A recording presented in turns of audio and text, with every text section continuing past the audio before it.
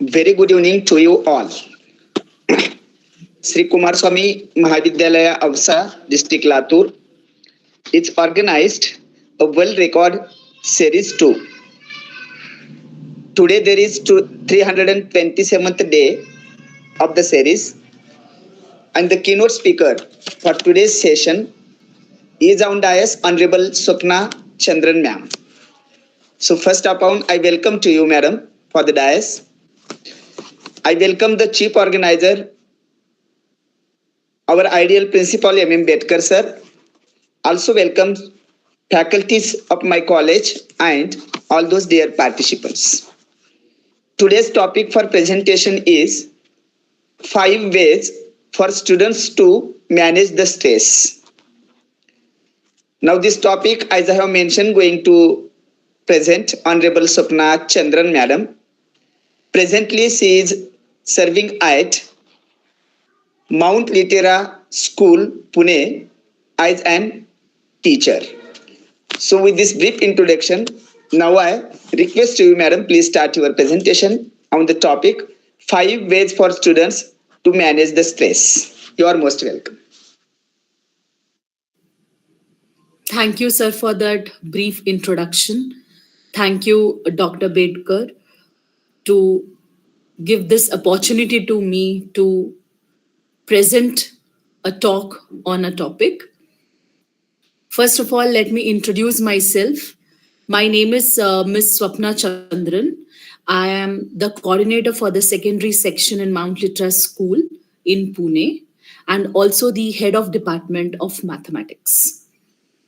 So I'll be talking about 5 ways for students to manage stress.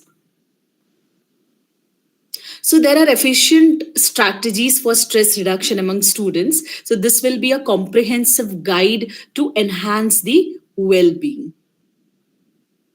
So first, introduction. In today's fast-paced world, students are facing increasing stress. So this presentation will aim to provide practical strategies to enhance well-being and reduce the stress levels among the students. Now, first of all, let us understand what is this stress. Now, stress is a natural response to challenges and pressures. It can impact mental and physical health. Understanding the sources of stress is crucial for effective management. Now, see, stress is a very natural human response which prompts us to address challenges and threats in our life. So everyone, may it be student or the teacher or any human being on earth, will experience stress to some degree.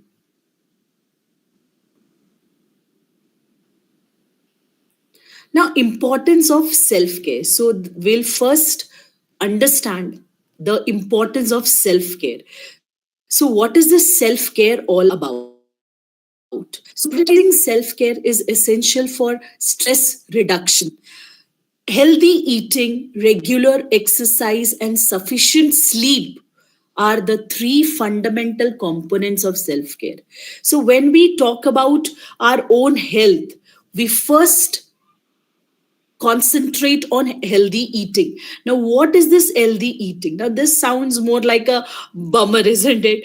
So, what we are talking about here is a diet rich in fruits, veggies, whole grains, proteins. So, the majority of the time, you need to choose those types of food. That doesn't mean that you can't have the occasional donut or potato chips. But what it does mean is that a diet of fast food, that is processed food, fried food, high fat food, or high sugar food maybe, should be avoided most of the time. So, did you know that the poor diet can increase your stress level? So what happens is over a time, a nutrition poor diet can lead to host of issues, including decreased cognitive function, weight gain, and mental and physical stress. So eating healthy allows your body to be less stressed. So eating a healthy diet is very much compulsory. So if you're wondering what a healthy diet looks like, so it is nothing but a proper proportion of your intake of, may it be carbohydrate, may it be protein, may it be fat, may it be your amino acids, the four micronutrients that we know. Now, next, we come to the regular exercise. Now, you may be surprised at how little you actually need to get some exercise in. So, even if you can't give more than 10 minutes a day, that 10 minutes will help release tension. So, if you exercise for 10 minutes, that is enough. But those 10 minutes should be done efficiently. So, this will lift up your mood and help your body stay healthy. So, it's a fact actually that physical activity does and will improve your overall health and help decrease your stress level. Now, there are many studies that have shown that your body will fight the stress better when you exercise, no matter it is a 1 hour exercise or a 10-minute exercise. The focus should be on we should exercise, no matter what is the time, but the time you give to your body to exercise, that should be efficient. It can be like less than 1 hour also, that is a stipulated time of 10 minutes also. Now, the third point here in the self care is the sufficient sleep. Now, one of the first things that you may find yourself skipping is getting enough sleep. And it happens usually among kids, when there are exams going on or like upcoming important functions or anything. So they usually tend to sleep less just because overthinking about what and how their performance will be. So there are at times like you tend to miss sleep, and because of that, stress is being created. And also, when you sleep more, you will not have stress. So this is all interconnected, and this is a vicious circle. This good amount of sleep, when I talk among children, it should be 7 to 8 hours of sleep. Now, what is this sleep? This sleep means, as we talk like the child is sleeping, baby sleep sound sleep we call, no? So this is what, like, the child or the student, when they go to sleep, they have to completely cut off the connection. Like, it shouldn't be a disturbed one, it should be a proper sleep. So why do we put stress on the sleep word? It is because the sleep helps in, one, with the ability to recall things. It actually builds a memory. It helps the muscles to grow. It helps with the energy levels. It increases the energy levels. And because of all these things, our learning ability to learn also increases. And without enough sleep, one can find experiencing more stress. So, what is happening is, if you are not finding out a way like how to sleep, you should train yourself. Like, when you are going to sleep, 30 minutes before, get onto the bed. Try to sleep. Keep your phones, tablets away, because in this generation, they are so much addicted to phones and tablets, which will reduce the sleep. the rays, the radiations that comes out, you know, that is actually real harmful for them.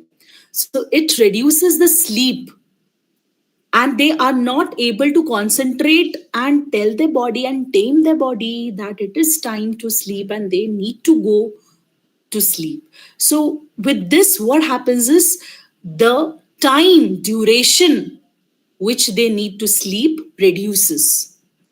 Instead, what they should do is, if they are not able to sleep, what they should do is read a book. That might help them to get a better sleep. And also, when you train your body, like every day, 9:30, I need to go to bed. If you continue with this habit repeatedly, like a very next day, you will understand that the body clock has understood that 9:30, the body needs that sleep. This will help the brain to calm down, which is a very fundamental thing for the stress management. Next is effective time management.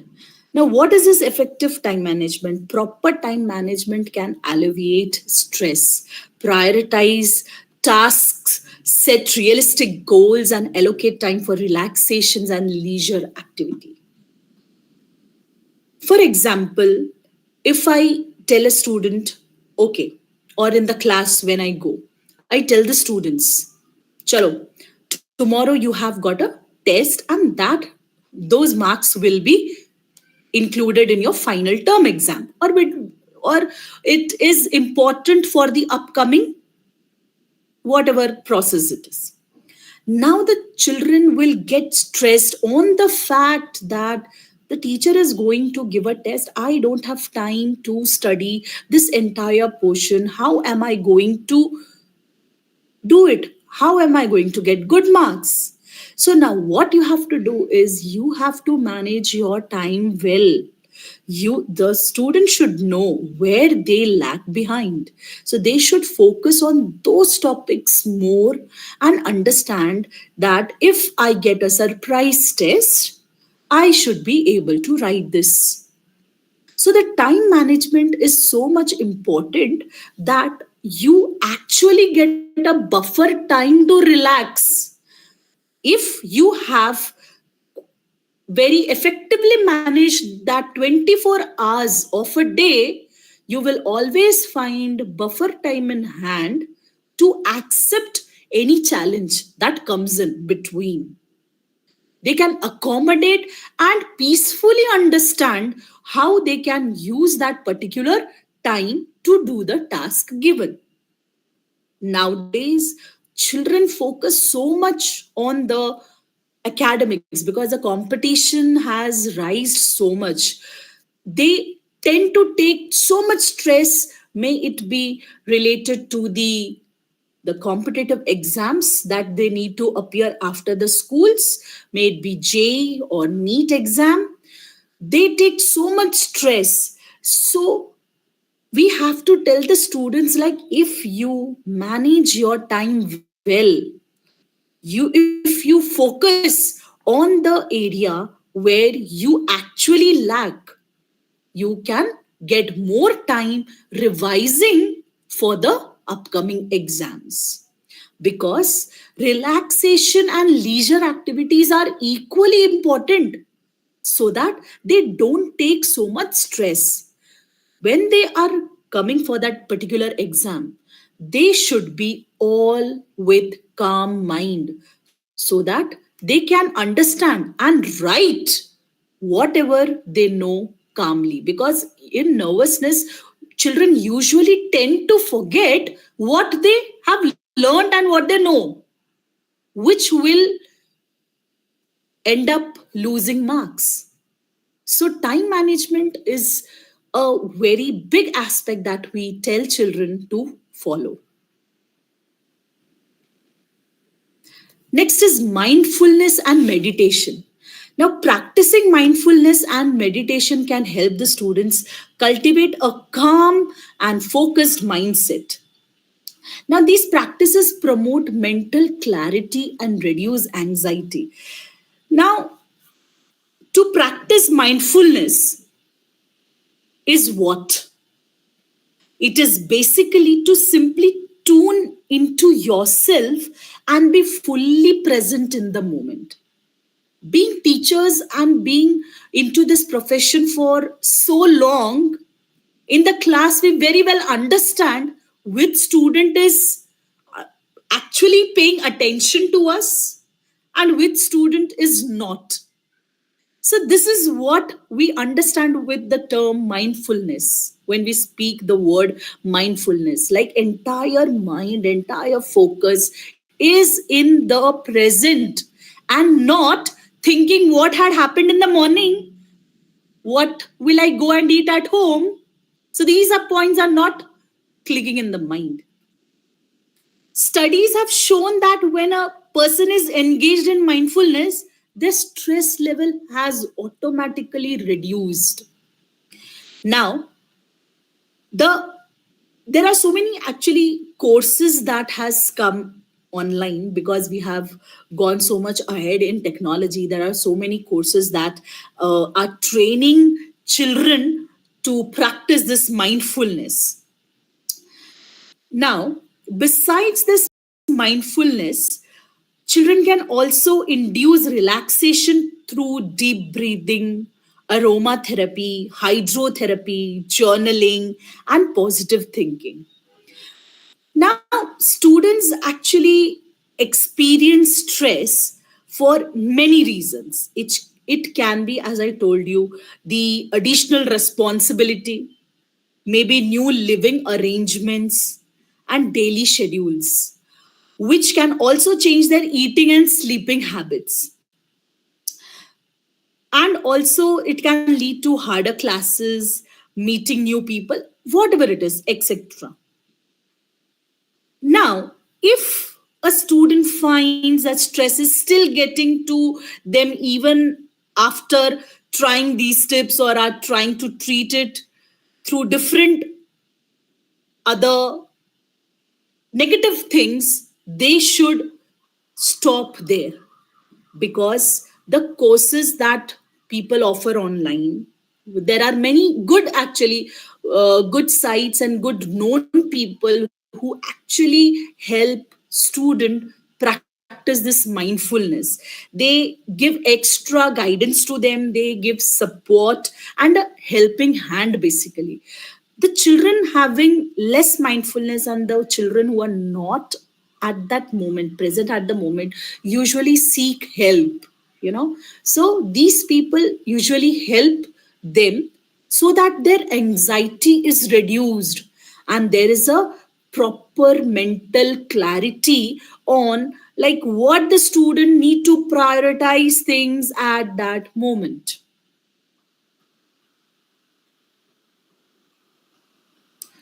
Next we have is a healthy social connections.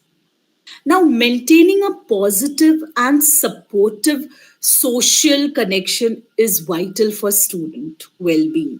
Engaging in meaningful conversation and enjoyable activities with friends can alleviate stress. Now, we as educators, teachers, professors, we can 100% give our time on this. We can schedule or we can arrange for tasks or for lessons which includes meaningful conversation or debatable conversations. And let me tell you, this doesn't mean it has to be subject specific. For example, if I am a mathematics teacher, I can relate to some topic which is related to mathematics, but then not from the textbook. I need to also understand that the children should open up while they speak and debate and conversing. That is how The stress level decreases because the child is speaking entirely what he or she feels about that subject. Mathematics is not a cup of tea for every child. I can see the trouble in their eyes. I torture them sometimes, but then they feel very happy because I teach in a way that the child who doesn't like mathematics try to enjoy some part of that concept, maybe. And the teachers play a very vital role here because we as educated educators need to give them such occasions and time and activity so that they engage themselves into such talks and speak out what they feel and not keep what is trouble what they want to speak and they cannot, and that thought troubles them a lot. And this happens with all the elders also. I don't think anyone will deny, but yes, it happens when we are not able to tell what we feel. That entire thing is stuck in our brain and that causes stress in us.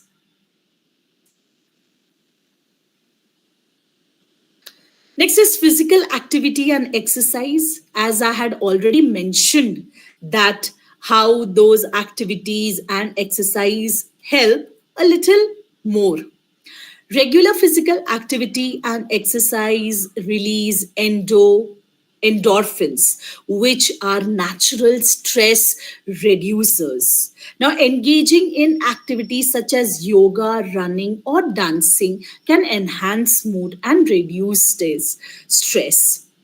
Now, it is seen that students are so laid back, especially when I handle those teenagers. They are so stubborn that they don't want to listen what the teacher is saying. They just want to do what they want, because once they come to in that teenage phase, they think that they know everything. They don't need any advice. They are on the top of the world. But then, when we tell them कि beta exercise is necessary, or do this, do that to keep yourself active, there are times they won't agree with you. To compensate that exercise, the student can commit themselves into some dancing class, because music and dance always reduces stress with a physical exercise and activity, you know, because dancing equally releases endorphins, and gradually it will reduce your stress level. Because see, whenever I'm talking about any of the component, everything is related to the brain. What you, or you tame your brain is, how is your brain tamed, whether to do this or not. For example, a very small example I'm taking. For example, there is a headache. I have a headache. Okay. Now, I know that if I take a tablet, I will be all right. But why can't we tame our mind saying, if I drink 1 liter of water, my headache will vanish? We never do that. Our brain is so tamed to the fact that if we take the tablet, our headache will go. This is how we should tame our mind, like with natural processes and doing exercises, maybe yoga, running, dancing. We can reduce the stress level. Now, coping with academic pressure. This is something which we all agree as educators, that academic pressure can contribute to student stress. Effective study techniques, seeking support from the professors, and maintaining a balanced approach to academics are essential for managing academic stress. Now, We all know the vastness of the syllabus the student has to take in. All students are not the same. They have to take the same amount of syllabus, may it be a high learner, a average learner, or a slow learner. The syllabus remains the same. The excellent learner might take the syllabus as a piece of cake. He might tell, okay, fine, my teachers will teach. I will learn it very quick because I know all the concepts, my base is strong, I will be able to take. Average student will be like, yes, this is the syllabus. I know this is some part that I cannot understand, and I hope that will not affect my marks.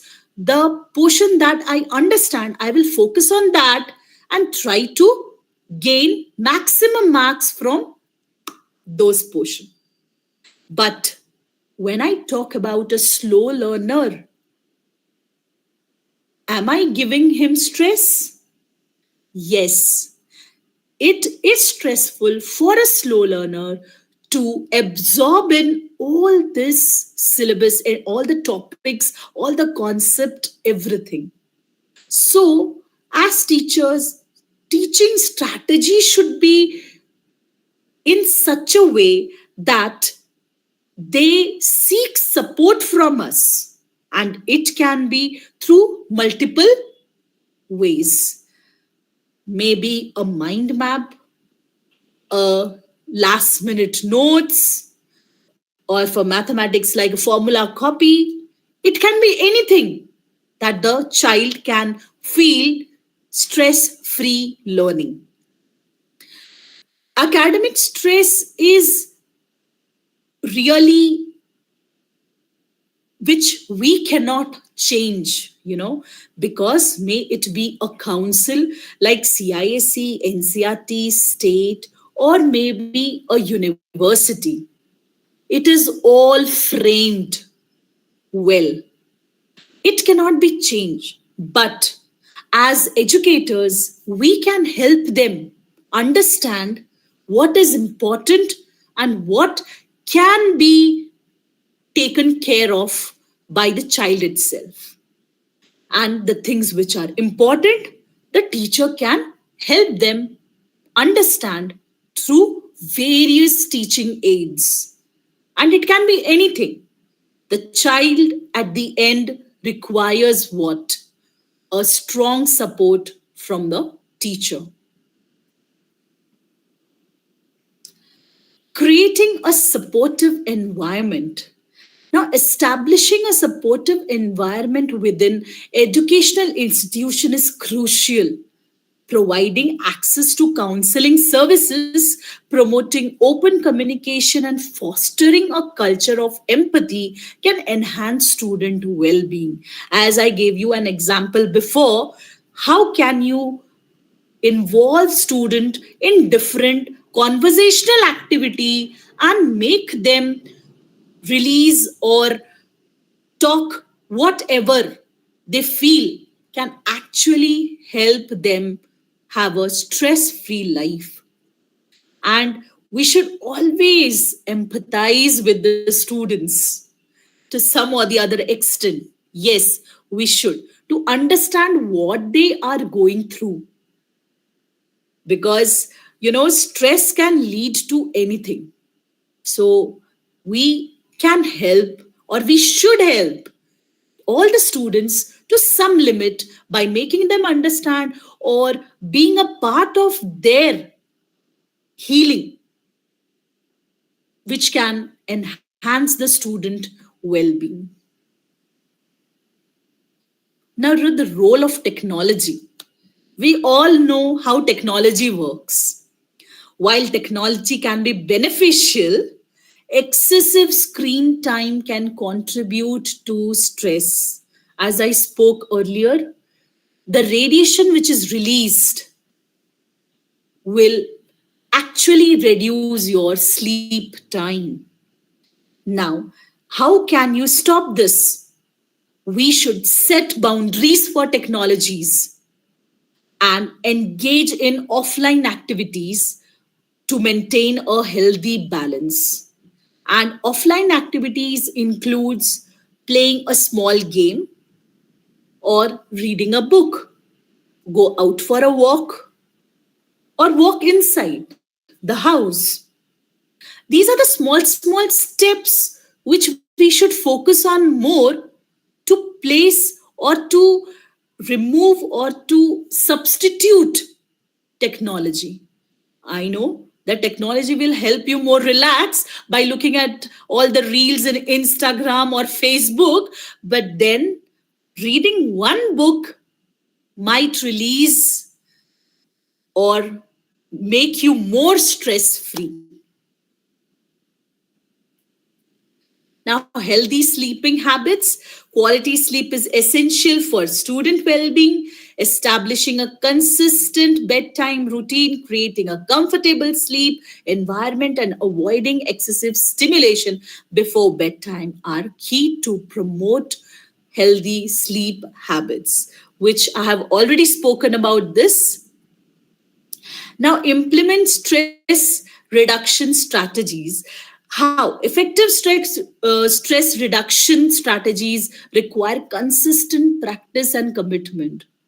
Now you feel stress. Okay. Today I'm going to exercise. Today I'm going to drink a plenty of water. Today I'm going to have a very healthy diet. Today I'm going to do everything what I feel like to maintain a balanced life. And tomorrow I come back to what I was is not a solution. You should be consistent. Every day you need to follow this because stress doesn't happen a day. It is the accumulation of many things which has led to stress. So, to actually have a well being, you should be consistent in following the practice. So, concluding everything, I will tell that prioritizing student well being and providing comprehensive strategies for stress reduction are essential for creating a positive and supportive educational environment because it will at the end benefit the students, and we as teachers want that as our priority, that our students should have a well-being, they should be studying good, we want to see them at high post and everything related to it. So at the end we work for our students and their good health. Thank you, sir.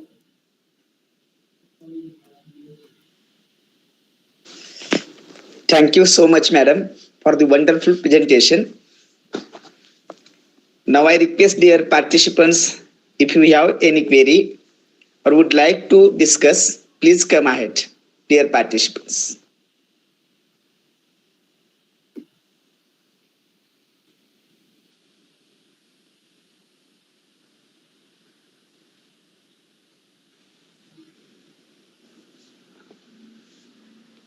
I mean, there is no query to anyone because ma'am have explained the topic very nicely, sincerely, and in a simple language with the Thank perfect PPT. So, thank you so much, madam. Now I you request so the chief organizer of the series, Honorable Principal M. Ambedkar sir, for concluding words. Please welcome. Sir.